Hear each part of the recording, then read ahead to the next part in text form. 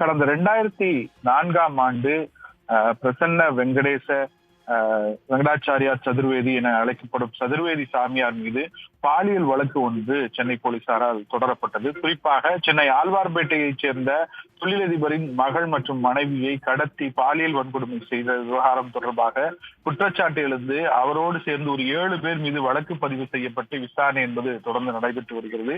இவர்கள் மீது குற்றப்பதிவு பத்திரிகை தாக்கல் செய்யப்பட்ட பிறகும் சதுர்வேதி சாமியார் தொடர்ந்து விசாரணைக்கு முறையாக ஆஜராகாதபடி ஒரு குற்றச்சாட்டு என்பது அவர் மீது வைக்கப்பட்டிருந்தது.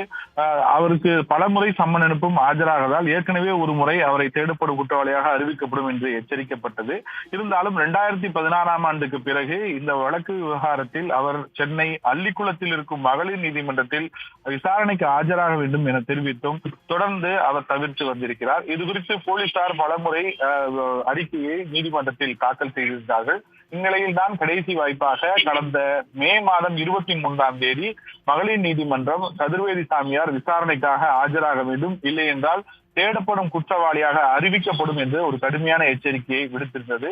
அவ்வாறு கால அவகாசம் கொடுத்து எச்சரிக்கை விடப்பட்டும் சதுர்வேதி சாமியார் இந்த வழக்கில் ஆஜராகாமல் தொடர்ந்து தலைமறைவாக இருந்த காரணத்தினால் சென்னை மத்திய குற்றப்பிரிவு போலீசார் BNS 209 என்ற பிரிவின் சட்டத்தின்படி விசாரணைக்கு ஆஜராகாத அந்த சட்டப்பிரிவின் அடிப்படையில் அவர் மீது வழக்கு பதிவு செய்யப்பட்டிருக்கிறது. இந்த வழக்கின் அடிப்படையில் சென்னை மத்திய குற்றப்பிரிவு போலீசார் சதுர்வேதி சாமியார் மீது வழக்கு பதிவு செய்து அவர்களை தீவிரமாக தேடும் பணியில் ஈடுபட்டிருக்கிறார்கள். விரைவில் அவரை கைது செய்து இந்த வழக்கு விசாரணையில் ஆஜர்படுத்தும் நடவடிக்கையில் சென்னை போலீசார் தீவிரமாக ஈடுபட்டு வருகின்றனர்.